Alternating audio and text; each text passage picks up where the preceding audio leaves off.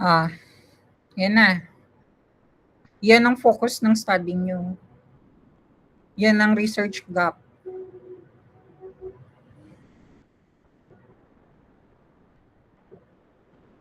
Okay, let's proceed for your theoretical framework.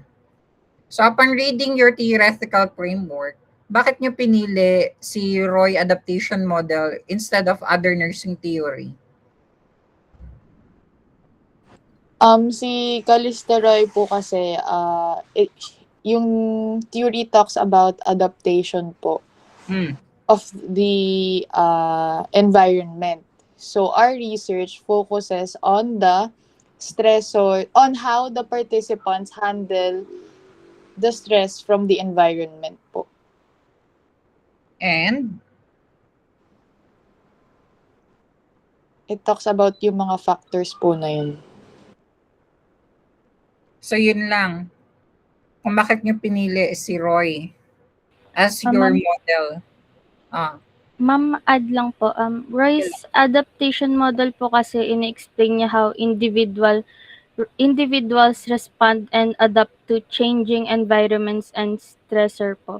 Since our study po, ma'am, ina-explore niya po kung how yung nursing student ay nag-a-adapt po sila sa work nila and academic. So, doon po kami napunta kay Roy po.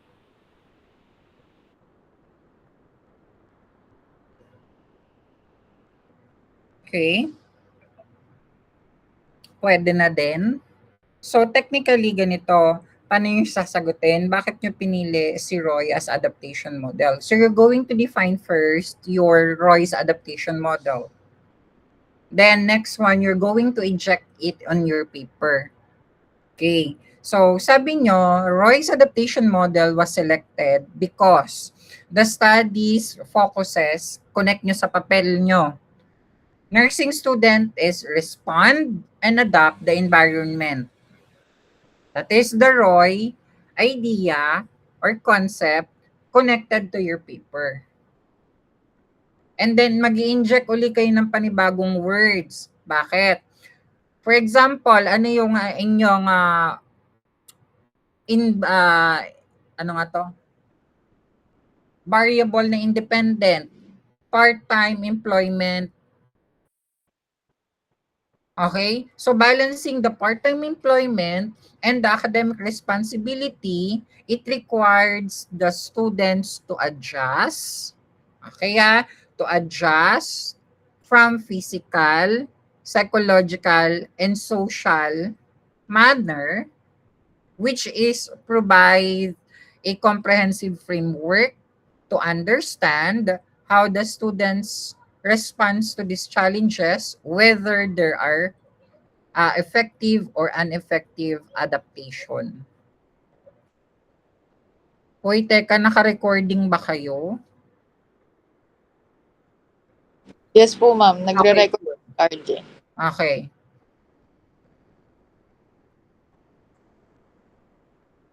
Now, I've seen on your paper, what is the person, environment, health, and nursing components on your study? Chine-check ko dito yung meta-paradigm nyo in terms of Roy's adaptation model. Ano ang papel ng person, environment, health, and nursing components on your study?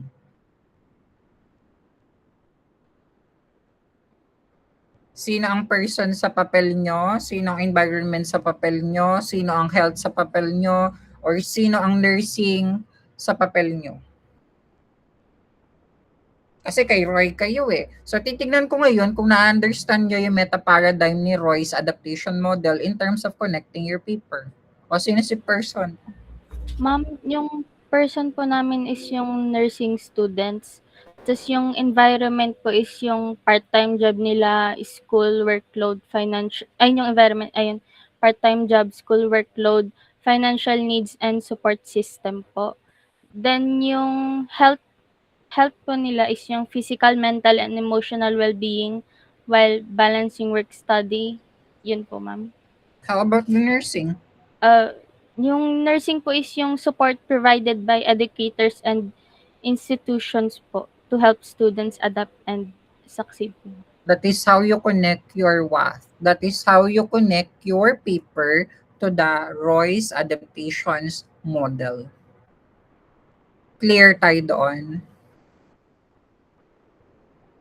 Okay, I just want to justify your framework. Based on your paper, you identified part-time work as the focal stimulus. Bakit? Focal stimulus po is the main stressor po. No. My question is, based on your paper, dinipine nyo kasi or na-identified nyo na part-time work as the focal stimulus. Why?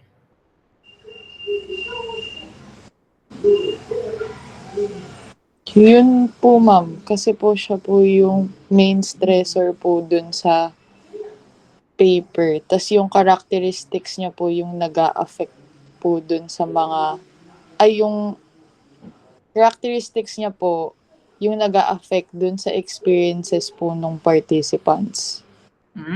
Ay, what do you mean by focal stimulus?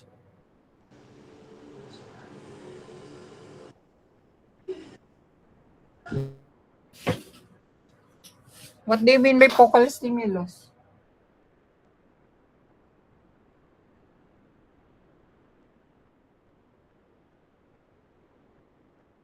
Ma'am, focal stimulus po in Roy's adaptation model, yun po yung main stimulus na yung require po ng person to respond or adapt po. Okay. Based on your paper, pag sinabi mong focal stimulus, ito yung sinasabi nating mga immediate stimulus na nagre-requires ng individual attention. Hence, isa sa factors kung bakit yung part-time employment ang nagre-represent ng highly demand because it affects directly, requires the students to allocate their energy, their time, their resources. That's why in relating to the completing the nursing education. That's why ang focal stimulus nyo is your part-time work. Kaya pag tinanong kayo, ano ang focal stimulus? Ang focal stimulus, ito yung naghahanap kaagad ng immediate requiring ng individual's attention.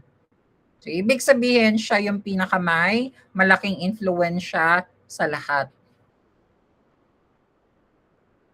Now, we have your focal. Kasi under your paper, under the Roy's models of adaptation, you have your focal stimuli and we have your contextual stimuli, right?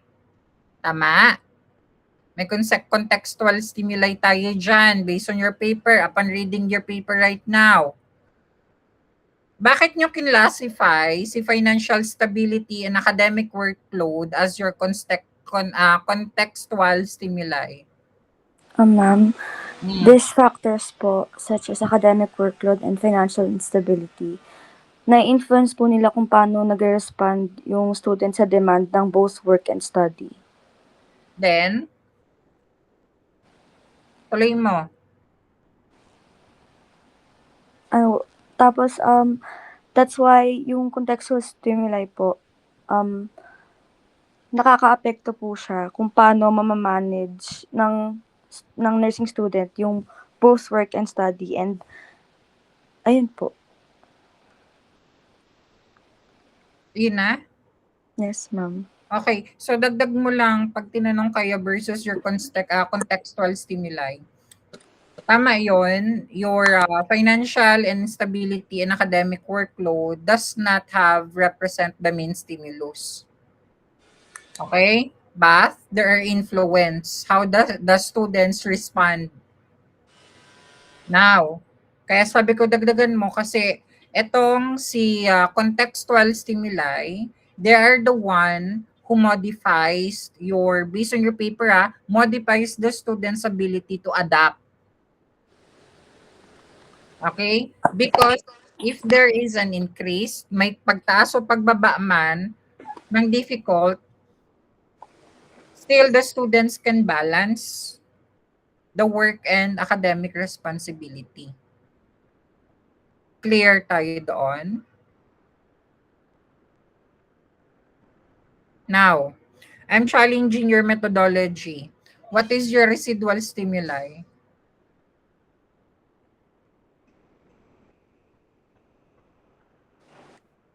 Ano po, personal values, work experiences, motivation, tsaka po family background.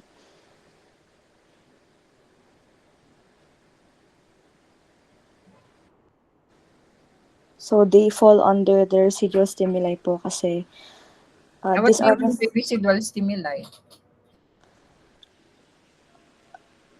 Tell me. Kanina, we have your focal stimuli, we have your contextual stimuli, and now we have your residual stimuli. Paano mo masasabi, or what is on the paper that you have now, what is the definition of your residual stimuli? Dapat alam nyo yan. Ano po, ma'am? Environmental factors po. Environmental factors. Yes, ma'am. So, ito po, chinecheck po nila yung, parang may part din po siya sa contextual, ma'am. Parang, this shape the student's ability po to adapt. That's why Definitely yun siya. Pero pag sinabi mong residual stimuli, ito yung mga factors which effects may not be obvious clear. po. Hindi siya clear as in immediate. Pero it can influence the adaptation. Kindly take note of that. We have your focal. Baka may tanong kayo sa focal. Baka itanong kayo sa contextual. So tinatanong ko ngayon kayo tungkol doon sa inyong what? Sa inyong residual. So yung sinabi mong residual, ang example na yan, tama. You have your personal values, employment experiences, attitude. Actually, pag binabasa nyo ang papel nyo, nandyan lang siya. Kaya lang, dahil ang papel nyo ay nakafocus sa phenomenological approach, what do you mean by phenomenological? Experiences, life's experiences. Okay? So, it is connected, those factors being explored through the student's life experiences rather than measured by a quantitatively way. So, isisingit nyo pa rin. Okay? So,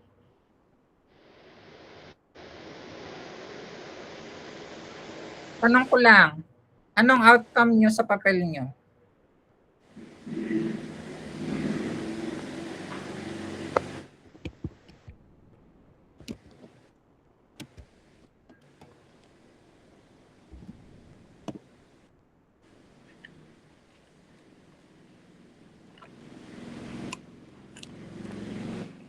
Ano yung magiging final product nyo? Ano yung gagawin nyo? Ma'am, yung naging outcome po namin sa paper po namin is both positive and negative outcomes po. Yung negative po is yung students po is may fatigue and academic challenges, pero yung positive po is nakaka-build po sila ng resilience, responsibility, and time management. Nakukulangan ako sa outcome nyo, Nakukulangan ako. Kindly pakiaral ang papel nyo kasi medyo lumalayo kayo kung bakit ano ang outcome ng papel nyo.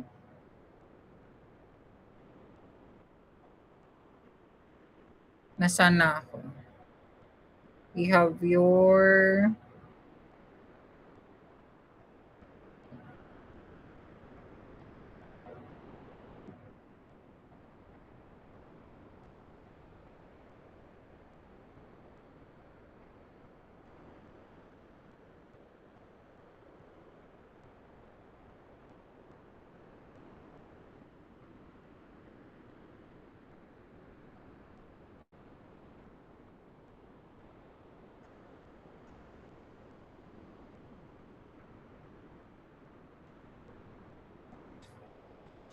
Tanong ko lang, I want to study your demographic variables. Ito-test ko yung demographic variables nyo Based on your paper, your framework includes job position, age, year level as a contextual stimuli.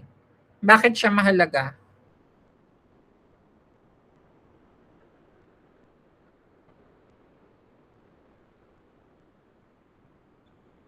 The experiences of the participants vary po depending on how heavy the workload is. So, nakapasok po dun yung year level. And sa job position naman po, for example, meron po kami participant na ang work niya is caregiver.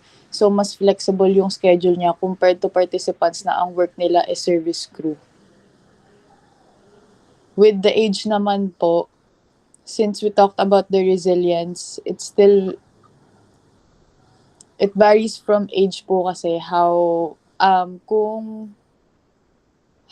paano nila pinuperceive yung struggle they face.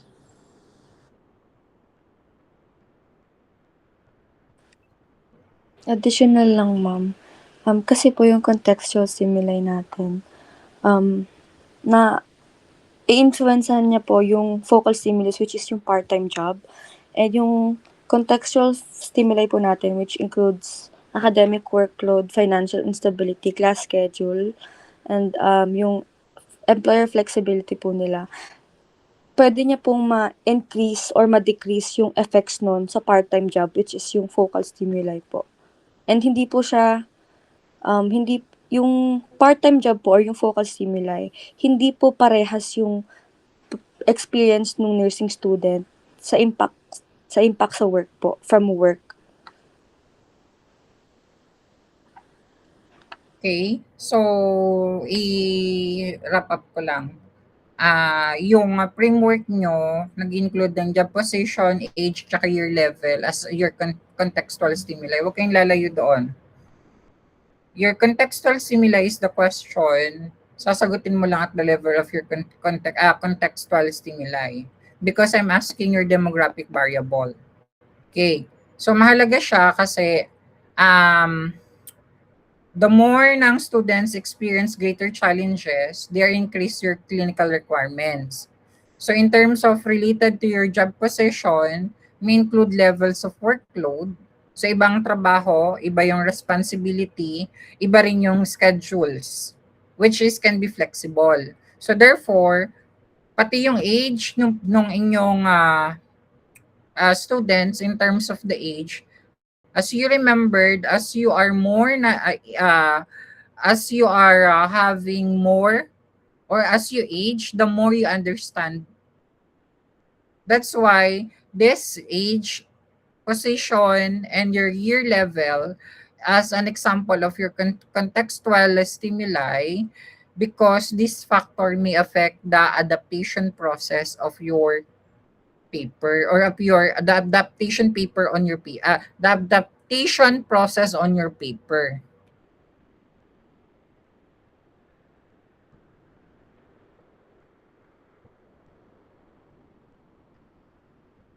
Okay, based on your study, you use phenomenology.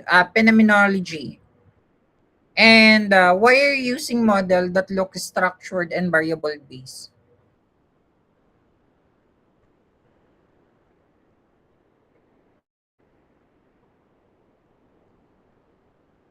Kasi mukha siyang structured tsaka variable based.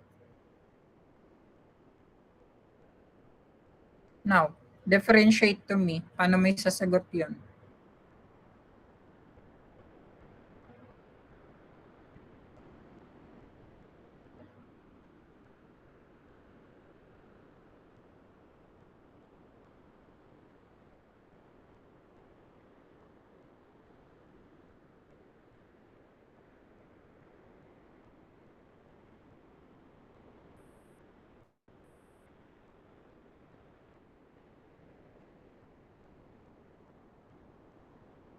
Uy, ano na?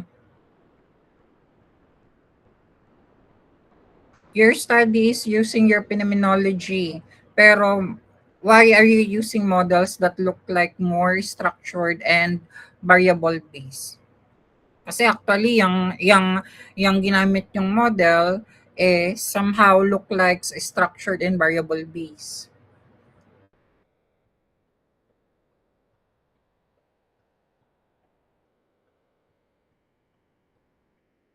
Okay, ganito. You're going to interpret just like this. Based on the definition, yung Roy's adaptation model talagang nagko-contain siya ng structured concept. Kaya sabi ko nga sa inyo, halos magkamukha yan ng structured eh. So this is somehow contains the structured concept, which is this model is more flexible. Bakit? Based on your paper, the focus is understanding the responses to stimuli. Okay? So the framework you supports, yung framework nyo, sinusupport niya yung phenomenology by providing interpretation, which is students' life experiences, adapting to work, and academic demands. So, i-connect mo si Roy as a structured concept sa inyong papel, and then i-connect mo siya ngayon kanino? I-connect mo siya sa inyong mga variables.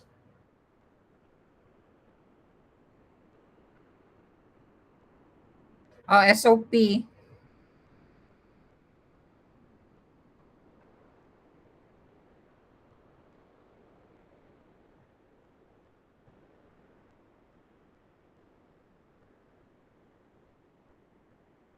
Bakit naglagay kayo ng job position but not salary? Kasi sabi nyo dito, nagdi-discuss kayo ng mga financial pressure.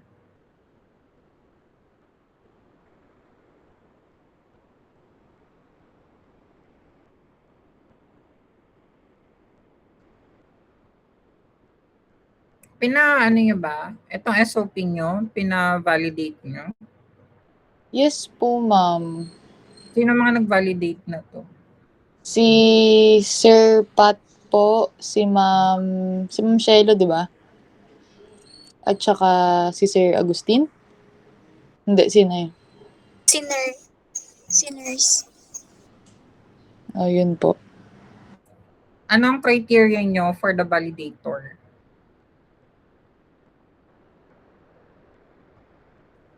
RN po. Tsaka,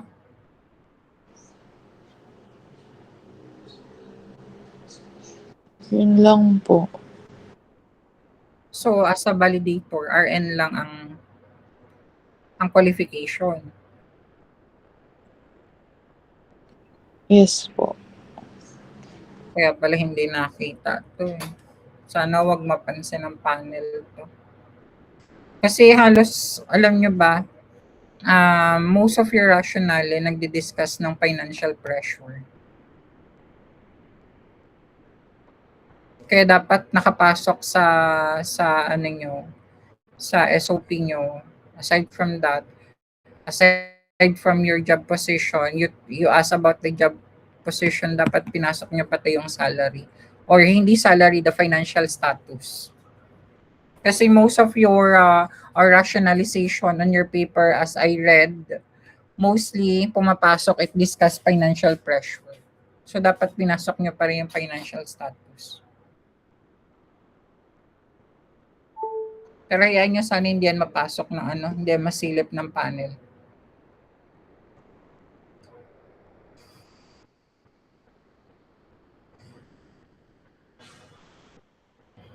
Sige po, hanapan na lang din po namin ng way kung paano siya malulusot. Kasi hindi, pero sana wag lang talaga mapansin kasi may mga PhD yung sisilip ng ng papel nyo eh. Kaya ngayon tinitignan ko siya nung ako naman, sabi niya nagpa-validate kayo, di kampante ako sa validators nyo. Pero kasi ang mga sisilip ng papel nyo may mga PhD.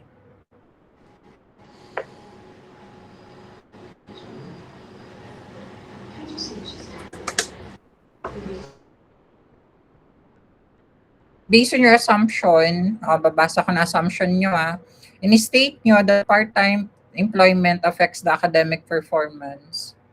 Parang, sa palagay mo, conclusion na ba siya?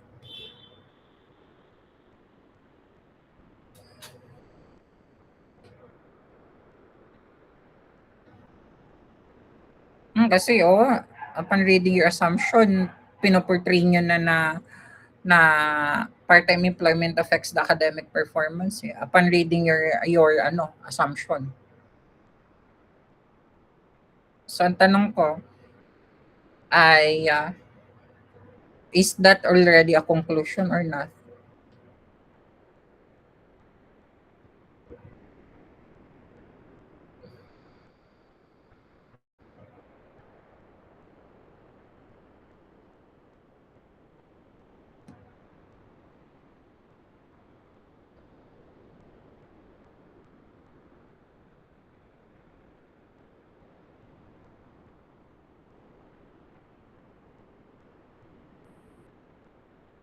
Uy, ano na?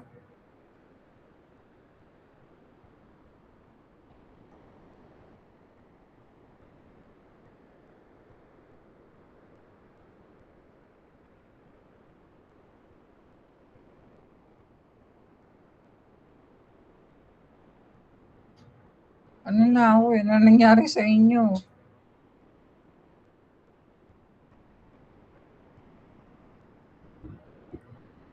Critic yan sa papel nyo. What do you mean by assumption?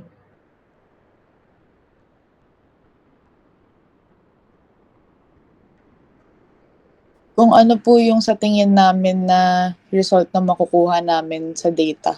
Yun, expound nyo. The assumption does not indicates your outcome, but it reflects you as a researcher's expectation on the existing literature. Kasi ang inyong assumption ay nagmula lang naman sa lahat ng literature nyo. Pero, the actual finding will be determined based on the participants' response and your emerging themes. That's why your assumption, it's just only assumption. It does not define your conclusion. Clear tayo doon? Ang assumption, yan yung alin. Yan yung mga expectations ng researchers kayo based sa inyong existing literature. Now, I have a question here.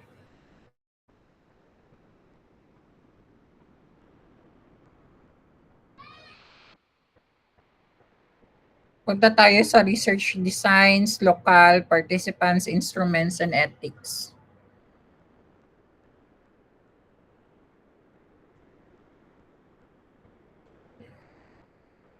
You choose a qualitative phenomenological design instead of qualitative design.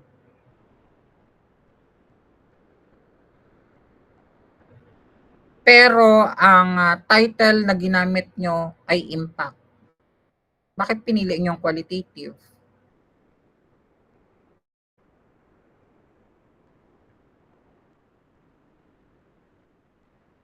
Bakit nyo pinili ang qualitative? Kasi po, we want to talk about the overall experience po of the nursing students who have part-time job. We don't want to base on the statistics kasi yun po yung very common sa ibang research.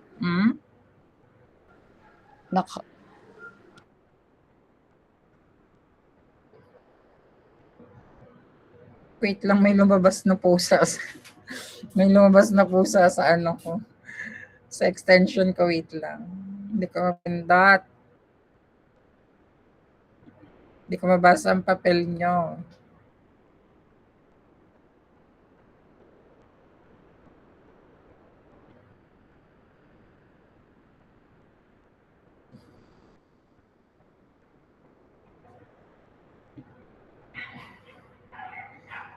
May humigang pusa. Ano ba? 8 minutes, wait lang. Hindi ko matanggal.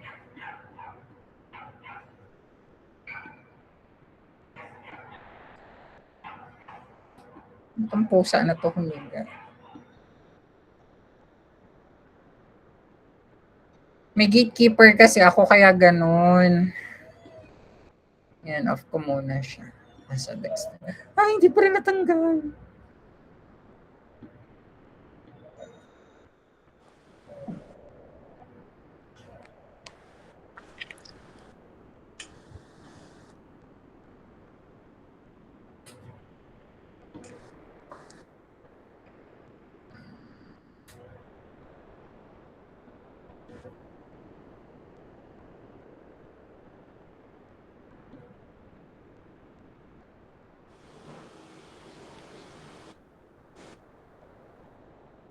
Hindi ko mabasa yung papel niyo.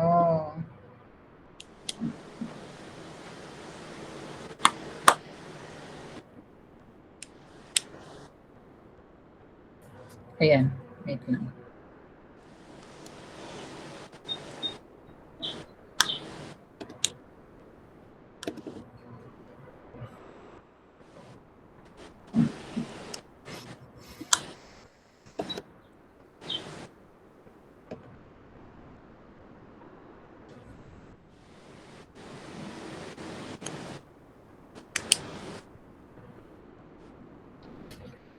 Pati kayo hindi ko makita. May pusang humiga.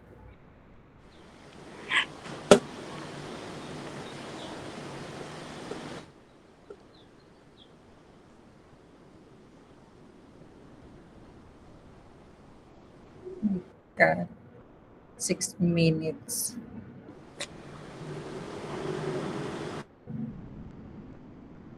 Ayaw niya matanggal. Remove ka muna natin.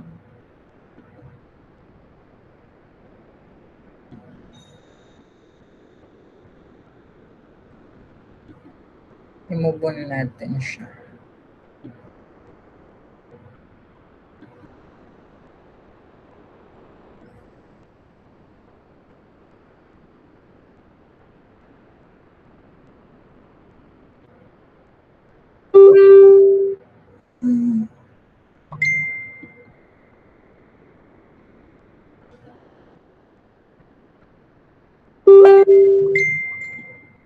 Tumatakbo pa rin siya.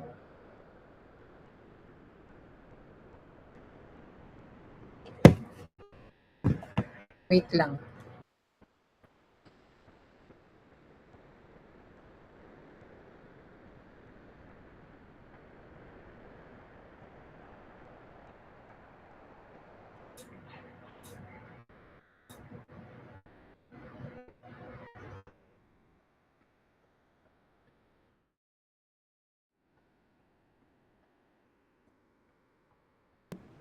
Ma'am, di mo kami pwede iwan, ma'am. O, hindi ako pwedeng umimik.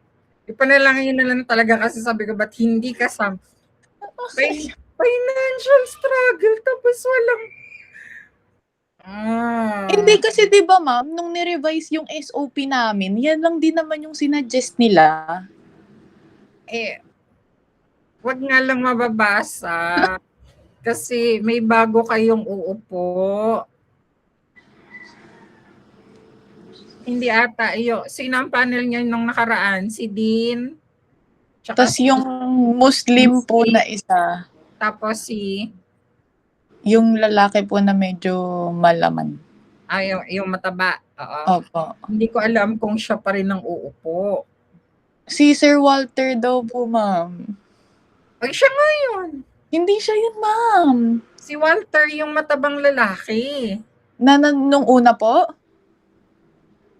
Yung kasama nung title? Alam ko siya ang umupo sa inyo. Parang hindi ata, ma'am eh. Yung Muslim, yung matandang lalaking medyo manipis ang buhok. Opo, yung nakasalamin na naka-jacket na itim. Yung Walter, siya yung mataba. Opo, ma'am. Pero maputi yun, ma'am. Basta yung Walter, teka, medyo nagulo ako sa panel nyo. Kasi ma'am, meron, di ba ma'am, yung mataba, yun yung nag-suggest na ano bang gagawin nyo? Magka-quantity ba kayo or magka-qualitative kayo? Siya yung nagtanong. Hindi ko na matandaan sa dami ng mga inupuan kong panel. Pero usually talaga, malapit na, 1 minute na lang. Huwag lang talaga mapansin ng panel nyo yun. Kasi ako napansin ko bigla eh. Hindi, ang gagawa na lang namin na explain na lang namin kung ba't di namin nilagay yung salary. Basta ito i-suggest kung ano mga correction nila. Tango lang kayo ng tango, huwag na kayo makapagtalo. Yes, ma'am. Magaling kami dyan, ma'am. Huwag na kayo makapagtalo sa kanila. People pleaser kami, ma'am. Kasi the more na makikipagtalo kayo, baka ibagsak kayo na yan. Noted po. Yes po. Pero okay. Basta pag tinanong kayo, pasensya na po, hindi po namin na-overlook. Okay, ma'am. Tapos thank you lang ng thank you, ma'am. Hindi, ganito. Pasensya na po, hindi po namin na-overlook. Okay lang naman po sa amin if idadag. Pero wala na nakapag-conduct na kayo ng research eh. Wala na hindi na nitatanong yan, wari ko. Kasi nakapag-conduct na kayo ng results and discussion, dapat dinagdag nila yan nung una pa lang. Yun nga po. Sabihin na lang po namin, hindi din po yun yung nasuggest sa amin nung dating panel. Title defense. Sasampalin ba kayo pag sinabi namin? Gayahin nyo na. Mukhang kutob ko naman hindi. Ayan natapos na. Hindi yan magtatanong ng ganyan. Kasi nag-ano lang kayo. Nasa discussion na kayo, results and discussion. Tinitingnan ko lang kung kilala nyo pa rin ang papel nyo. Ma'am, pwede po pa-send ng example questions po. Sige, hanap ako mamaya. Sige po, ma'am. Ma'am, may tanong lang po kami. Gagawin ko na ng tanong yung Opo, yung results na, ma'am. Results, discussion, results, and conclusion. Yes, ma'am. Doon na ako magbibigay ng mga question. Yung PowerPoint po ba namin, ma'am, okay lang po ba siya? Or Okay na yan? kasi parang crowded eh. Hindi, okay na yun. Kasi pinaliwanag yung lumabas yung ang tinitingnan naman dyan ng panel, yung pahuli na, discussion, results, and conclusion na. Ma'am, hindi talaga namin kaya na saktong 15 minutes. Kaya yan, tingnan nyo lang. Maniwala kayo. Next yung panelist. Next na. Ayan, Next na, wag na yan. Results na. So, choose nyo, based on your paper, tinetest ko ngayon dito yung inyong yung inyong methodology. Sabi sa paper nyo, kayo ay qualitative phenomenological, tama? Opo. Yes, Pero, bakit ang title nyo impact? Di ba, ma'am, yan yung na-discuss? Pinapalitan nila yan ng kasi 'di ba ang una academic outcomes. Outcome, ginawa na lang nilang academic performance. Kasi daw po pag sinabing academic outcomes, parang graduate na yung estudyante. So maghahanap pa daw po ba kami ng mga graduate students? Kaya ginawa pong performance. Kasi currently kung ano yung nangyayari at saka kung ano yung mga niya po. Parang it talks about yung experiences talaga. Alam niyo kung ano lang yung explanation diyan kung bakit impact yung ginamit niyo sa title, pero pagdating sa papel niyo, life experiences, simple lang. Kasi yung phenomenology, appropriate siya because inaalaw kayong researcher to explore the meaning and essence of the experiences. Of a phenomenon. Meaning and essence of a phenomenon. Pwede isagot dun, ma'am. To focus and deeply understand lived experiences and the essence of a phenomenon. Ayun na. Okay. Pwede yun. Lusot na yun. Essence. Ito nga. Kasi nga, medyo nako-curious lang ako. Paiyak naman to. Impact kasi yung ginamit nyo. So, kiniklaim nyo na impact. Hindi nyo naman minimeasure ang academic performance by using GPA or GWA. Malaking palo yan sa meto nyo. Ano po, ma'am? Hindi po kami naka-base doon. Naka-base po kami sa kung paano po nila Karil? Balikan nyo yung inyong independent variable. I-connect nyo sa methodology nyo. Yun, ma'am. Kasi, ma'am, yung... Sige, ma'am? Ikaw Pag tinanong kayo, ang kiniklaim nyo, impact. Pero hindi nyo minimeasure ang academic performance using GPA tsaka WGA. So ang tanong, ang sagot dyan ganito. This is a qualitative study. The impact is being referred as the perceived influence of your part-time employment on the students' academic experiences and their personal narrative.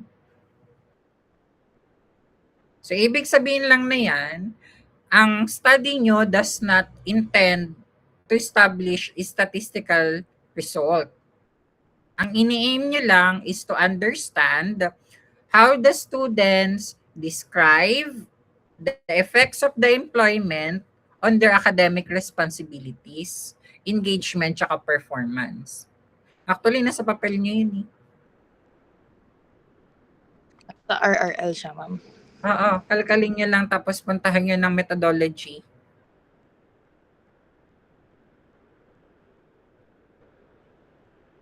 Now, tanong ko ulit, Meto. How do you know yung participants nyo na 10 ay sakto na? Ma'am, kapag We consistent na yung nakuha namin na Ano, wala pa tayo sa results. Tinatanong ko lang, how do you know 10 participants are enough? Actually, 10 participants is just minimum po. Our paper is designed to look for more participants if the data is not consistent. So as long as the data we gathered is consistent, 10 participants is enough po. And since qualitative research do not require big participants din po, hindi po siya kailangan ng malaking scope. Eh, paano mo ngayon masasabi na hanggang kailan kayo hihinto ng collection ng data? Pagka paulit-ulit na po yung data na nakukuha namin dun sa Exactly, that is the word, the magic word that is your data saturation. So you answer it, bakit 10 participants are enough? That is good. Kasi in the qualitative, qualitative, 10 is the minimum. Okay? You are using what? Anong sampling ang ginamit nyo? purposive sampling po. Exactly, that is your purposive sampling. What do you mean by purposive? What is the difference between purposive tsaka ano nga tong isang sampling na to? Random. Random. Yung random po, wala po siyang specific na criteria na nire-require. Yung purposive sampling po, dito po papasok yung inclusion and exclusion dun po sa participants. That's why naka-indicate po sa amin na first year to fourth year nursing students na gantong required lang po na yung mga pasok lang is yung mga 3 buwan or more na po na nag-work ng part-time job, ganun po. Eh, ang tanong, sinabi mo ngayon sa akin, paano mo ma-justify yung inclusion criteria na 18 to 30 years old ang age? Kasi po, yung 18 to 30 years old, naka-base po kami since 18 to 30, magkakaparehas pa po sila ng stages in life. So, meaning, the way they perceive yung mga struggles, somehow makakakuha pa din po kami ng consistent data from that. Medyo kulang. Dagdag nyo ganito. Kaya nyo napili ang 18 to 30-year-old kasi majority is fall with this developmental stage. Okay? So, technically, nasa undergrad pa sila. Now, ini-insure din kasi na kaya 18 to 30 ang inyong napiling edad, that is for the sufficient maturity, for the informed consent. Third, reflect meaningful on their experiences to balance the work and the academic responsibility. Dagdag nyo yun yung tatlo na yun. Ma'am, ano po yung pangatlo? Yung ano to, nawala. Reflect meaningful experiences.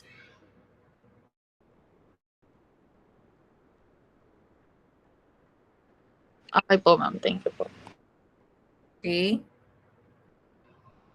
So, ibig sabihin, kay 18 to 30, kasi number 1, matured. Pangalawa, pasok tayo sa consent.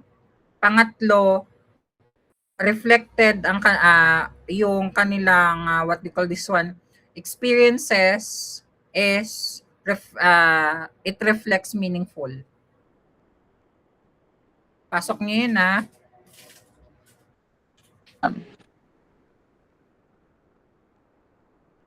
Tanong, another uli. Bakit kayo nag-required ng at least 3 months from work experiences?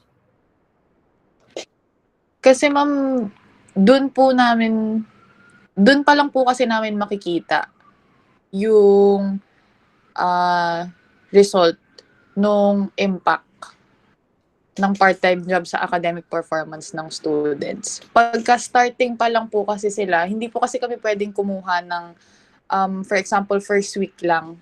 Kasi hindi niya pa po masasabi yung experiences na hinahanap namin. So, ibig sabihin lang, kaya at least 3 months ang kukunin nyo is the participants have at least 3 months as the work experience because of the sufficient exposure on working and academic.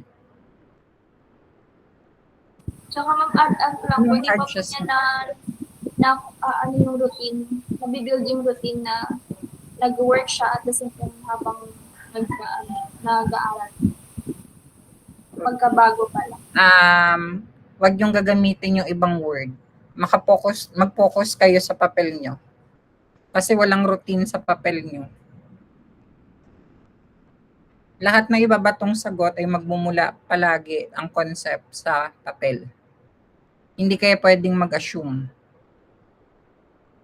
Clear tayo doon So, number 1, bakit kayo nagre-required ng 3 months na work experiences? Kasi bakit? Sufficient ang kanyang exposure on experiences, the working and academic responsibility. Kasi bakit? Pag ipapaliwanag nyo siya because students with the very limited experiences may not yet encountered the challenges, the adjustments, coping strategy para mag-equal siya ng meaningful insight. Clear tayo doon? Now, how will you ensure the validity, reliability of your interview questions?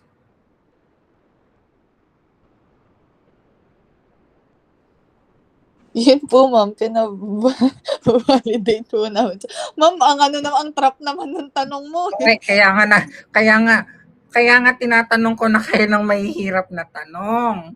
Kasi hindi pwedeng alam nyo lang. Dapat scrutinize nyo ang papel nyo. Ang sagot lang dyan, nasa papel nyo rin. How will you ensure the validity and reliability of your interviewed question?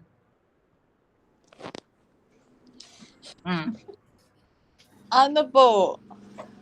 Guys, kayo naman?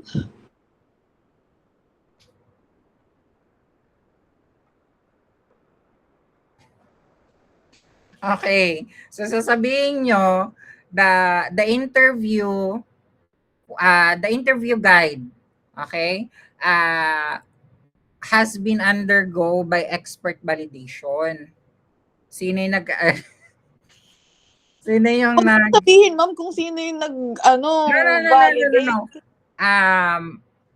Ito kasi yon kasi dapat ang sasagot niyo dyan, kung yan man, nag-undergo siya na expert validation by nursing faculty and research expert to ensure clarity tsaka alignment ng research objective. Yun yung sagot doon.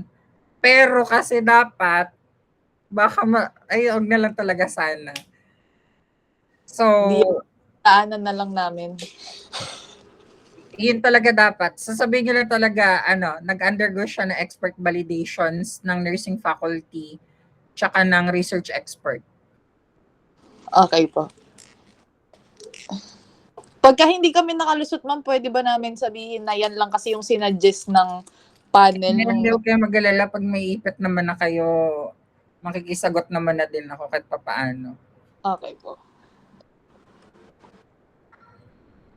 Okay.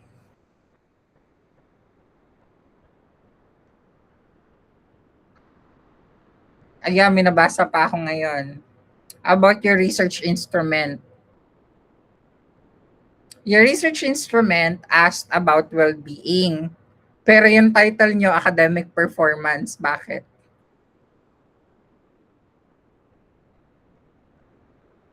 Your research instrument asked about the mental well-being. Nakikita ko ngayon dito eh. Pero yung title nyo is about academic performance. Bakit? Alam nyo, mahirap yung tanong na yun, sinasabi ko sa inyo. Ano po, ma'am? Bakit? Ma'am, ulit yung tanong, ma'am? Your research instrument asked about mental well-being. Actually, tinatanong ng research instrument nyo yung tungkol sa well-being. Pero yung title ng papel nyo is about academic performance. Bakit? Bakit kaya tinatanong ng research instrument nyo ang well-being? Kasi po isa siya sa factors na nakaka-affect ng academic performance, yung well-being ng participants. In a sense na... How will you say well-being? Paano mo ma-measure ng well-being by means of what?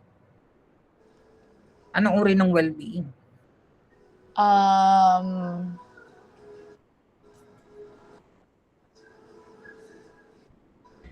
If you're going to look on your paper, on the well-being part, that is your mental and physical well-being.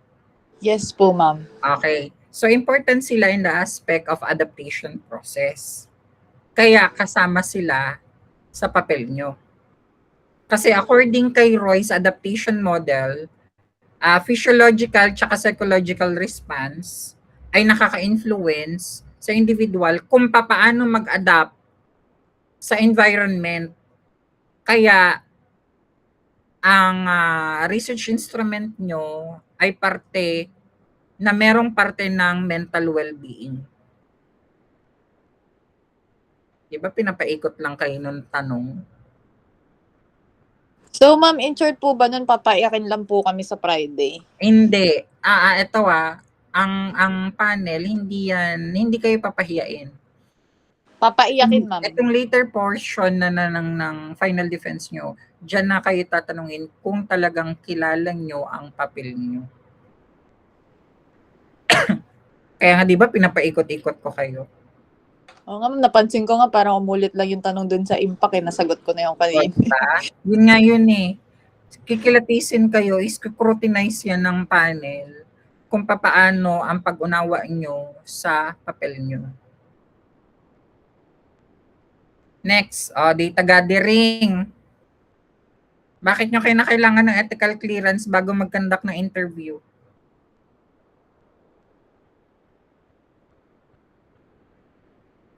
Ma'am, kailangan po ng ethical clearance para po ma-ensure na yung research standard po is ma-met po namin. Tapos? Also to ensure po yung data privacy act ng participants while conduct privacy? Privacy po. So, yun lang. Confidentiality din po nung provided nilang data sa amin. Privacy and confidentiality, ano pa? Anonymity. Okay, guys. Transparency, ma'am. Kaya transparent Roy. Very government official to Okay, ganito. Kaya kailangan ng ethical clearance before conducting the interview. Number 1, because it requires the study to protect the participants. Hindi nyo. Nila. So it adds the protection or protects the participants' rights, safety, privacy, and your confidentiality. Kasi ang research nyo involves human participation. Kaya meron tayong sinusunod na ethical research standards. Clear tayo doon na?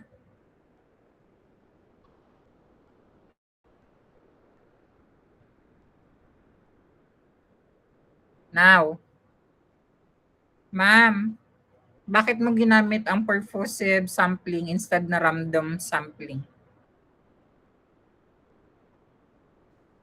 Ano po, because we're looking for specific criterias po.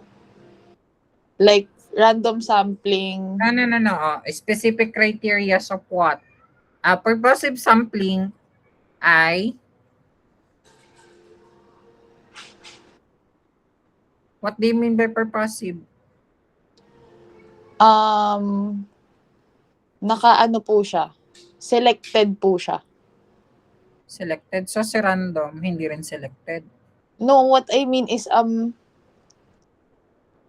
may mga criterias na need pong ma-meet before po siyang maging qualified as participant. Elaborate. Like I said po kanina, yung sa inclusion po and exclusion. Sa inclusion po, we are looking for first year to fourth year nursing student, 18 to 30 years old. So, within that criteria lang po yung mga pwede po naming i-interview. Yung mga hindi po nami-meet yung criteria na yon is not included in the, hindi po siya pwedeng kunin. Okay, ganito. Pag sinabi mong purposive sampling, ay ito yung mga nagre-records na participants na merong experiences related doon sa iniimbestigahan nyo. Okay ha? May direct experiences. That is your purposive sampling. Pag sinabi mo namang random sampling, sila yung mga walang experiences in terms of your part-time work.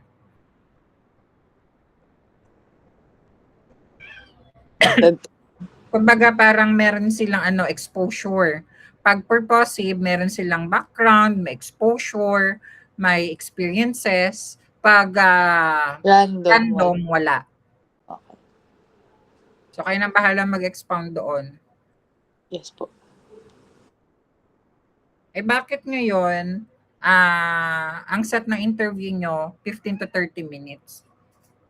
Enough na ba yon for epidemiological research? Based on our interview po, 15 to 30 minutes is more than enough. We just... more than enough how? Paano mo nasabing more than enough? The questions were answered before the, before yung provided na time frame. So, yung mga participants, mostly naglalast yung interview nila 15 minutes to 20, pero hindi na po nag-i-exceed doon. The reason why ginawa lang namin siyang 15 to 30 minutes, in case na meron pa po kaming mga data na need itanong or like mga follow-up questions, we still have time to ask them. Anong ginamit nyo? Note-taking or recording? Both po. Dalawa po yung interviewer na nandun dalawa po kasing klase ginawa namin. May online and may face-to-face. During the face-to-face interview, may dalawang interviewer po. Yung isa nag-ask ng questions, yung isa nag-chat down ng notes. Like yung mga body language nung participant or yung mga hindi po nakukuha dun sa recorded po. While yung doon naman po sa online, record na po siya.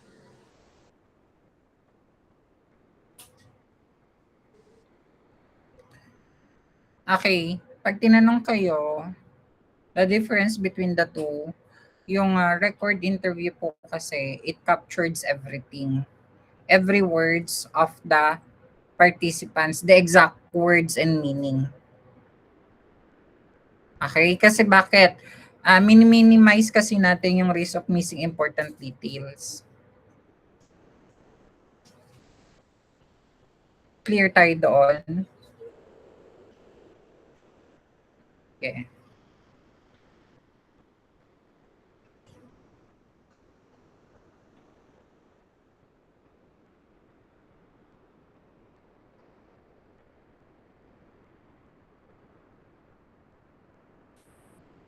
Now, another question. I-justify ko lang yung sample size nyo. How will you know when the collected data is enough? If the data is consistent po. Is the data is If the consistent? data is consistent. How about the other? Actually, tanong ko na yung kanina. If yung data saturation po is rich, ma'am, within So what do you mean by data saturations? Kailan nag-occurs yun? Kapag repetitive na po yung answer or data ko.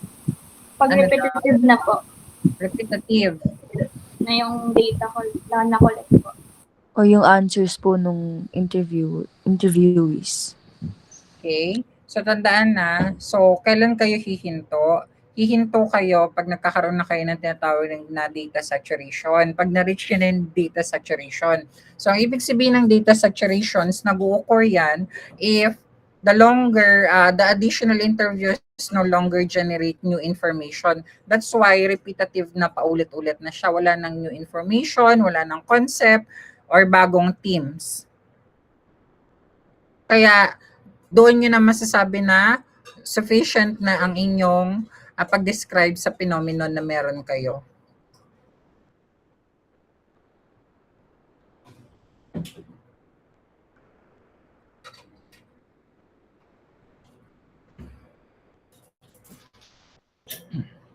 Punta tayo na data analysis.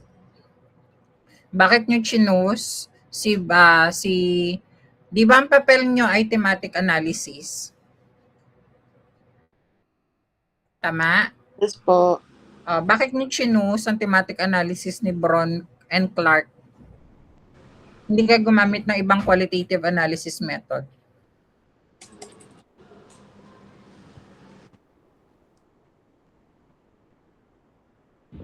Ma'am, Brown and Clark po yung ginamit namin kasi siya po yung widely accepted method for qualitative research. Meron pang iba.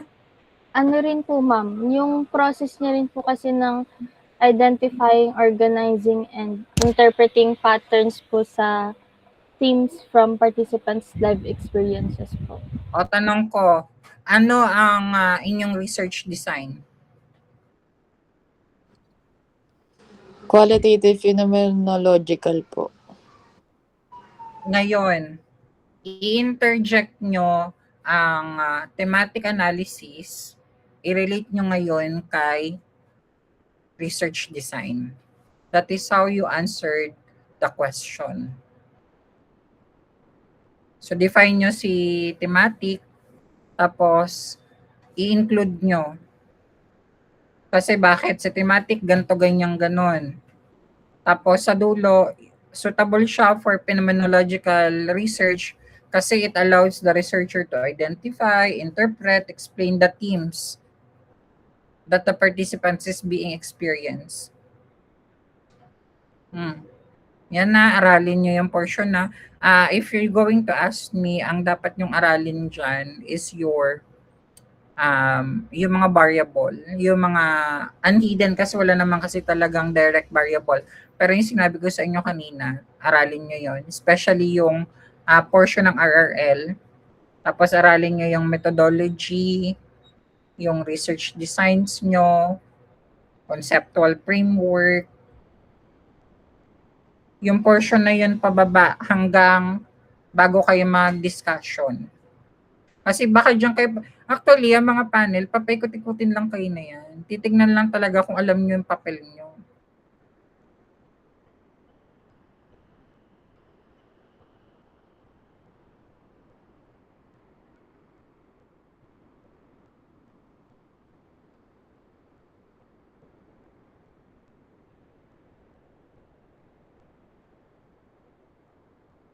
Okay. 'Di ba may team, sub-team kayo? Tama? Opo. Ano ang pinagkaiba ng code sa team? Code po, yun po yung mga characteristics na need mo para ma-identify mo kung saan siyang part ng sub-team ilalagay. So for example, in our case, may participant na nagsagot siya na ang advantages lang naman dito is kumikita ako ng pera. So yung code doon is kumikita. So saan siya naglalay? Doon sa financial na part doon sa sub-team. So in a short term, your code is Key term? key term. Tandaan nyo ha. O ay sino si team? Guys, Ma'am, yung sub-team po is yung parang related. Hindi sub-team. Team ang tinatanong ko. Ano nga to, nawala tuloy ako. Code and team. Ay, Ano pinagkaiba nila? yung team po, ma'am, yun po yung broader pattern na kino-combine po niya yung mga several related sub-teams. Tapos yung code, yun po yung parang keyword. Okay. So technically, yung code, siya yung smaller units ng inyong identity.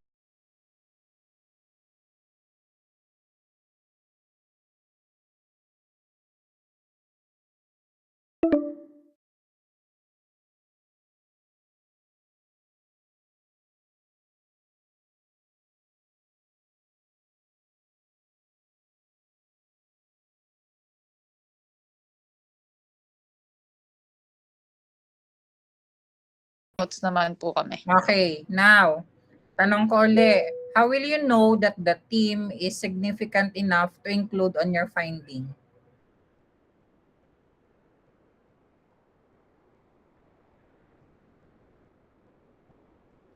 If it answers our SOP po. SOP? SOP lang?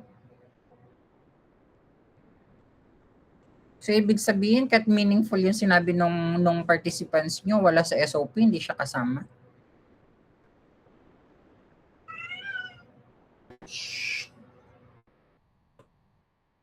Mawatag maingay ha.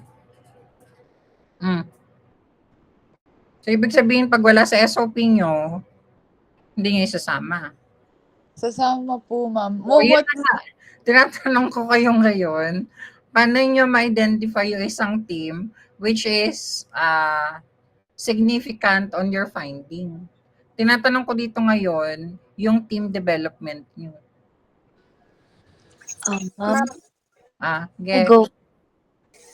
Kapag po kapag yung ano po siya, parang multiple participant na po yung may supported, hindi lang po isang response. What else? Another one, ma'am, is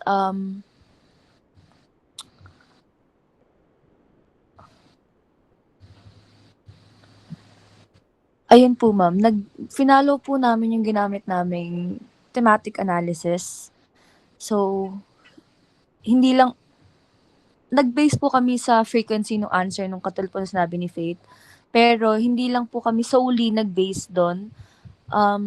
Kinonsider din po namin yung importance ng idea, relation dun po sa research question. And if yung concept po, nag-appeal siya ng less, included pa rin po siya as long as it provided meaningful insight sa phenomenon ng balancing work and academic responsibility. Pwede na.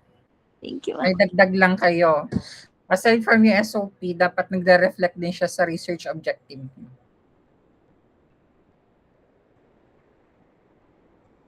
It should be reflected from your SOP, statement of the problem, plus the objective. That is how to determine if the team is significant enough to include on your finding. Kasi bakit tanong kayo sa ano niyo sa teams niyo O teka, eto bang teams niyo na to na nag-generate, related ba yan sa papel niyo? How can you tell that it is related on your paper if hindi siya nagre-reflect na sagot or it doesn't reflect on your SOP and your objective, which is appear consistently among the participants. Ma'am, ask lang po, pwede din po namin dito ipasok yung sa thematic analysis, di ba? Like, we can talk about yung coding, how we search for the teams. Kasi ang tanong lang kasi sa kanya, how will you know your team is significant enough? Okay. Wala tayong process. Significance means essence. Okay po. Kaya hindi nyo pwedeng ipasok yung thematic analysis nyo. Ang tinatanong lang sa kanya is, paano mo masusure yung na-generate yung teams ay fitted sa study nyo. So, ibig sabihin lang, it should answer the SOP, the objective of your paper, and at the same time, it appears consistently across the participants' answer.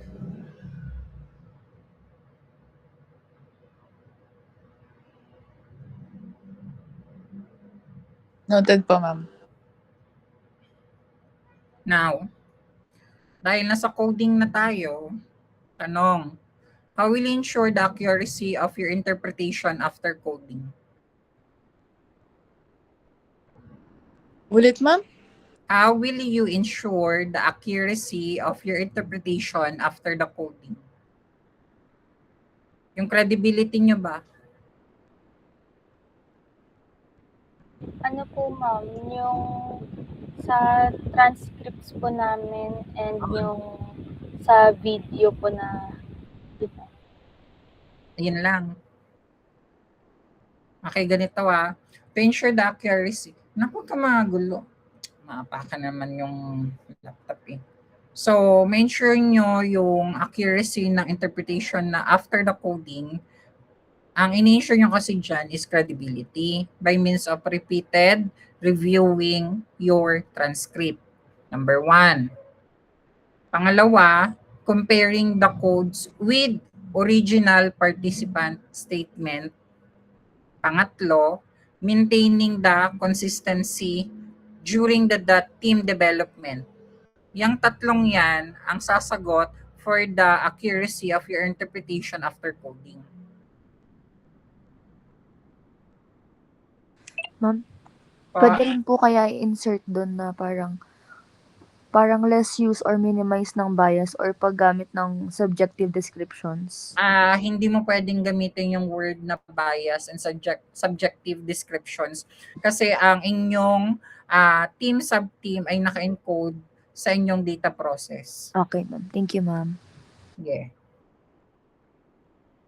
And tanong, how does your data analysis connects your Roy's adaptation model?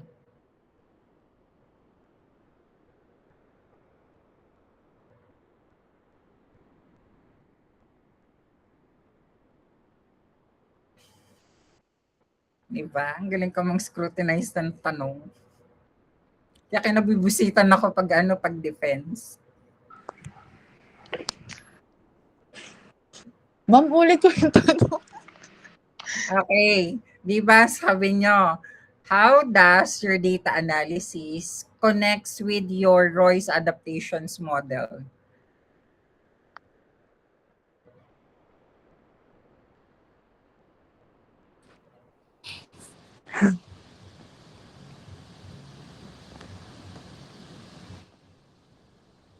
Pinapaikot-ikot ko lang kayo. Nasa papel nyo yan. Uy.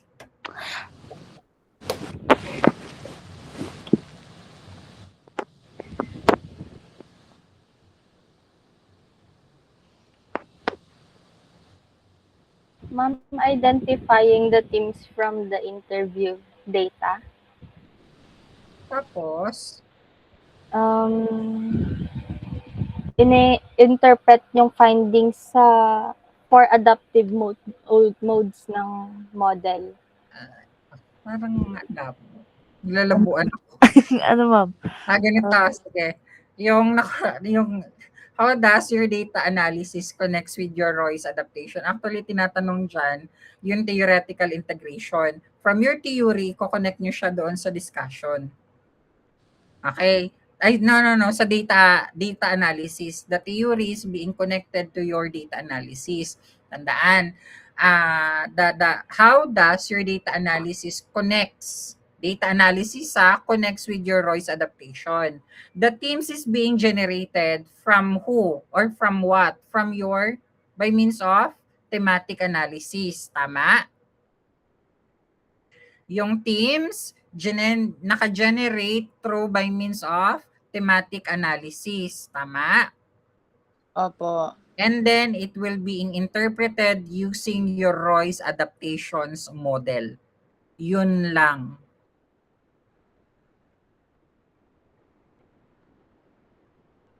I-connect mo yung data analysis mo to your Roy's adaptations model. Patay. Pag hindi kilala ang papel, hindi makasagot. Buti na lang, ma'am, di ka namin panel. Hindi naman nila ako pinapaupong panel.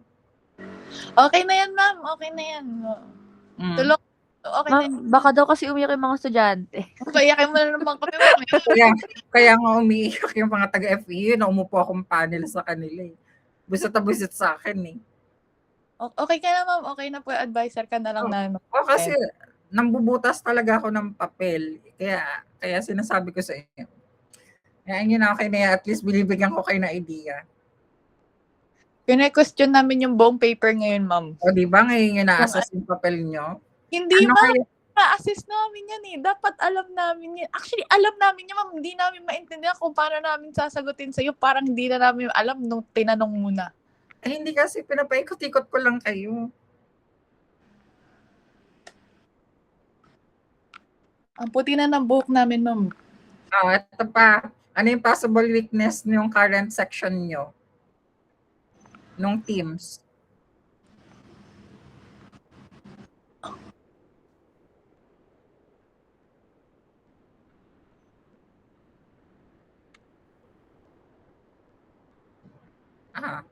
Paulit ko lang siya. Ang tanong ko, ano yung possible weakness in your current section? Sa status ng papel nyo? Ma'am, ano po, based po siya sa participants' personal experience and perception. So, possible po siya na ma-influence sa circumstances nung interviewee or emotion or personal Purpo! Ito naman ngayon. Explain mo sa akin ang data analysis process in the most simplest way. Ano, ma'am? Minap po namin yung experience ng participant sa models concepts ng stimuli and adaptive modes. For example po, yung experience ng fatigue and stress, and kininig po namin siya sa physiological Short lang. Ayun po, ma'am. Paano yung process? Short, explain your entire data analysis in a short way. So, Okay, yung Roy's adaptation model, ma'am, it helped us to understand kung yung pag-demonstrate ng participant sa adaptive response, katulad po ng effective time management, resilience, and coping strategies sa pag-balance ng responsibilities po nila. And then, minap po namin yung experience ng participants dun sa models ng stimuli ng Roy's adaptation model. Then, anong ginamit nyo ngayon? Para Yung ma-analyze yung data.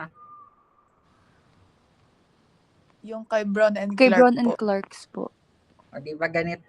Reflects. Pag sinabi mong data analysis process, Yung 6 phase magsisimula po. kayo.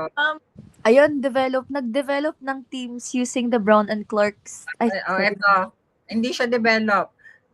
kayong researchers, you analyze the interview data using your Bronson Clark reflexive thematic analysis. Tama? By identifying the codes, dinevelop, ni-refine, nagkaroon ng teams. Correct? Yun na yun. So As simple basically, ang sagot lang namin dyan is yung 6 process ng ginawa ng Brown and Clark. Yes. Kasi ang sabi data analysis, ay basahin yung data analysis nyo, halos ang tumatakbo sa data analysis nyo, Bronson Clark. Expound nyo lang yun. Tapos.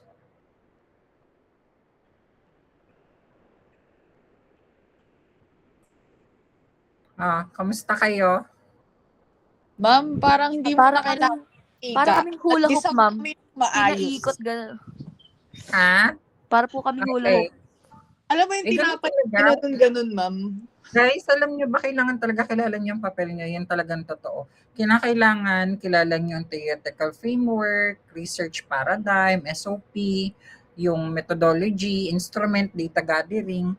Yan yung kilala nyo dapat. Kasi diyan kayo babalikan. Kasi pagdating sa discussion, research and conclusion, magkakadikit-dikit na yan sila. Clear tayo doon. Okay. Ito, may share pa ako sa inyo. Ito, ginagawa ko talaga to sa PhD ko. Lalo pag hindi ko kilala ang aking papel. Kunyari, hindi yun, papaliwanag. Hindi ko maintindihan. Use their code. Okay. Ginagamit ko siya, itong word na to, total naman, hindi ko naman kain-limit sa AI, pero gamitin nyo to. Okay? You have your Ellie. So, bukas kayo ng ChatGPT. I-encode nyo tong Ellie. Tapos, kunyari for example, Ellie 30.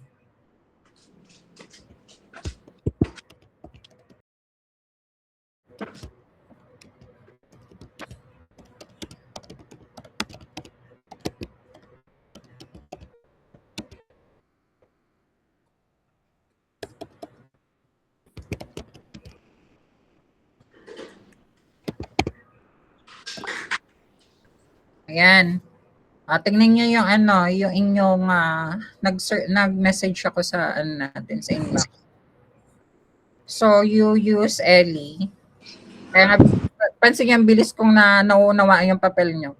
So gamitin niyo yung word na Ellie, and then it's up to you kung anong edad. Kung 5 years old, so explain niya yan sa As a 5-year-old. Dad as a 5 years old. Okay? So, bahala kayo pag di pa rin may. Actually, magagamit nyo yan hanggang MS. That is how I teach my MS. Pag di ko kilala ang sakit, yan ang ginagamit ko. Ano yan? Very detailed yan magpaliwanag. Okay? So, L30, then explain this to me in a very detailed, then i-paste nyo yung inyong word. Kunyari, portion by portion. For example, yung research paradigm, yung inyong theoretical framework, SOP, dikit nyo lang dyan, methodology, hihimay-himay niya isa-isa. Okay? Para maunawaan nyo yung papel nyo ng mabilis.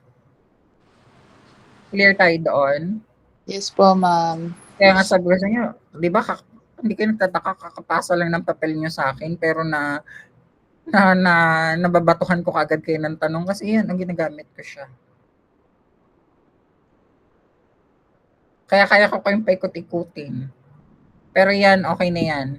Gamitin niyo yan pag hindi nyo maunawaan yung papel nyo. Portion by portion. So you have at least today, this evening, hanggang bukas.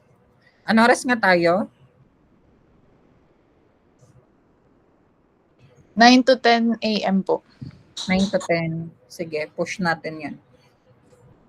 So, Pero gusto pang yung meron kang mas maaga sa amin, yung isang grupo mo. oo, yung isang nga, oo. So, 8 9. tayo. Opo. Sige na, bahala na. Bakit kasi aaga-aga eh. Okay, galingan nyo bukas sa Hindi Ma'am, ako, sa Friday pa kami, ma'am. ha? Thursday Ayun, pa lang kami, sorry, ma'am. sa ano pala, sa Agis. Ay, 9 pa lang pala bukas. opo, ma'am. Oo. Dapat pala 9 tayo. Nagpa-cancel nga pala ako kasi birthday ni Opo. Ma'am. So, good luck sa inyo sa Agis. Hindi na ako makikipag-communicate sa inyo. See you na lang sa school. Anong kulay na suot nyo? Black and white po. Sige, tatarnan ko kayo ng black and white. Ay, bongga. Ganun talaga. So, okay na kayo sa pagkain ng panel nyo? Breakfast yon. Ano, ma'am, kinausap ko yung isang leader. Ang sabi niya sa akin, gusto daw nila coffee. Oh. Pero, request po kasi sa GC na ang gusto daw pong meal is mga heavy breakfast. Like yung mga rice meal, ganun, sandwich daw. So, baka Alam mag-ano mo na lang kami, ma'am. Yung almusal na rice meal sa Jollibee. Pwede na yan. Alam nyo, maganda ang selection nyo. Maaga kayo. Hindi mainit ang ulo ng panel. Papainitin pa lang namin. Oo, kasi pag mga bandang patanghalian na kayo, mainit na ulo na yan. Hindi, ma'am. Di ba kami na last time huli kami, tapos parang hindi na sila masyado nagtanong kasi pagod na sila. Ito nga, ang maganda dyan, it's either mauna kayo or mahuli ka. Huwag kang Sir. gigitna. Kasi pag gigitna ka, wala na mainit na ulo ng panel nyo. At least pangalawa kayo. Fresh pa. Good mood pa. Fresh pa yan. Patawa-tawa pa yan. Pangalawa pa lang. Pero pag mga pang-apat, pang-lima na yan, wala na yan. Sabi ko, mainit na ulo na yan. Dadaanin na lang namin, ma'am, sa masarap na pagkain. Pero hindi, galingan nyo ha. Pag alam mo yung sagot, sumagot ka talaga. Pag hindi makasagot yung isa, try to speak. Yes po. At kilalanin nyo ang papel nyo. Tingnan nyo, ang galing ko mambuta sa papel nyo. Tapos pag pinapaliwanag ko yung isa sa Ma'am, alam talaga namin yan, ma'am. At least yan, binigyan ko na kayo ng tips kung paano aralin ang papel nyo. So, Okay. ganun na lang ang aking masasabi sa inyo. At least, experience kayo kung paano ang tanungan. Pagdating sa discussion, results, and conclusion, bigyan ko na lang kayo ng mga tanong. Parang guide na lang for Yes. your paper. Kasi medyo mahaba ang discussion. Ano yan, paisa-isa yan ng team, sub-team. Tsaka ano oras na ba? Alas 5 na, mag-alas 6 na. Ma'am, Last 2 hours almost. Alas 3 tayo nagsimula, 5:30 na. 2 hours tayo nag-uusap dito. Tuyo na yung laway namin. Ganun talaga. Uy, sa dissertation, alam nyo ba, 4 na oras kami nagde-defense. Hindi yan, ma'am. 1 oras lang yung binigay sa amin na time. 15 minutes sa discussion, 30 minutes sa Q&A, tapos nagatapos 15 minutes. 10 dun sa pag-evaluate ng grade. Kaya namin yan, ma'am. Kaya Yun yan. Sa dissertation ko nga, sa doctorate, 4 to 5 hours ang defense. Ma'am, parang hindi Grabe. ka dun, tinusta ka na dun eh. Kaya sinasabi ko sa inyo, kita nyo kung paano ako mag-scrutinize ng papel nyo. Hindi Ma'am, ako saan ka nag-masters? Batangas. Layo. Layo, ma'am. Tapos ang doctorate ko, Philippine Christian. I slay. PCU. Kasi nadala ako nung nakaraang defense sa akin. Diyos ko, 5 hours akong ginigis. Tutungo-tungo na lang ako. Yes po. Yes, I understand. Opo. Pag di ka na lang, opo. Thank you po. Ganun na lang talaga. Kaya sinasabi ko sa inyo, ganun mag-scrutinize ng papel. Kaya at least ngayon alam nyo kung paano mag-scrutinize. Hindi lang yung, anong gap ng papel nyo, ano yung ganito. Pansinin nyo, umaandar talaga yung utak nyo kung paano kayo sasagot. Ma'am, balita ko, wala kang pinarevise dun sa isang group, ah. Anong walang pinarevise sa isang group? Yung isang grupong hawak mo, sabi nila, hindi ka daw nagpa-revise sa kanila dun nung pina-check nila yung buong paper. Di mas kawawa yun kung gano'n. Uy, hindi ko pinarevise? Hindi ko na nirevise ang discussion nila ng results and discussion. Ang nirevise ko lang chapters hanggang simula introduction ng methodology. Hindi ko na nirevise yung discussion ng haba-haba. Chapter 3 and 4, ma'am. Basta yung results and discussion, hindi ko na nirevise. Pero yung hanggang methodology, hanggang data analysis, revise yun. Actually, kung akong tatanungin, major revision yun eh. Anong hindi nag-revise? Tumigil nga sila. Ine-eme ka mo. Ako. Samantala kanina, hindi mo kasagot sa mga tanong ko. Oh. Okay lang, ma'am. Tingnan sa inyo, may Yun naman ang kulangan namin. Ano talaga sa kabila, wala halos. Naubos ang laway ko kanina. Ano oras kami nagsimula? Alas 10. So tapos kami mag-alauna. Pero ma'am, okay naman kami, di ba? Alam naman na, di ba Oo, ma'am? okay naman kayo. Kaya nga sinasabi ko nga sa inyo, kilalanin niyo ang papel niyo.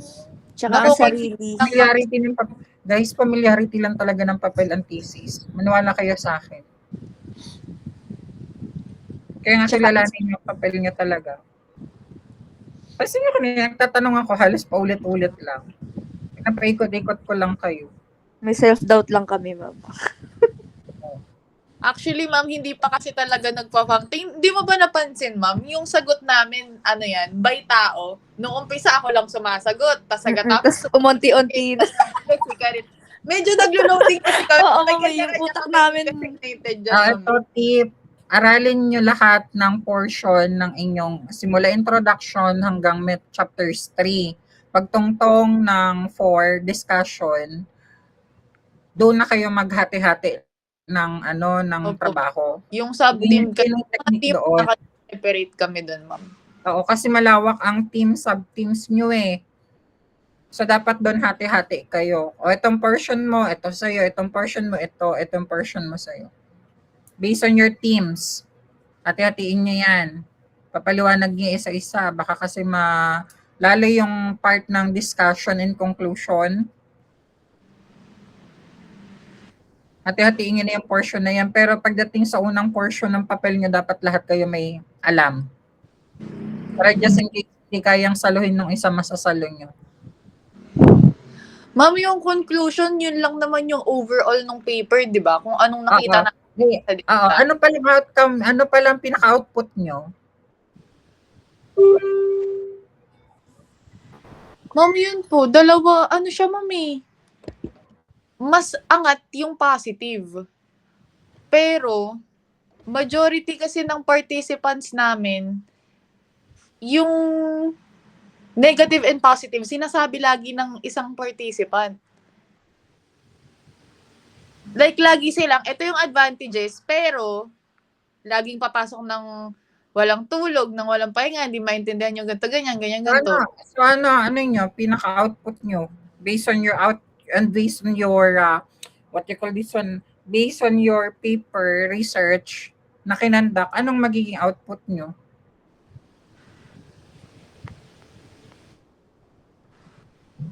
Saan siya lulusot?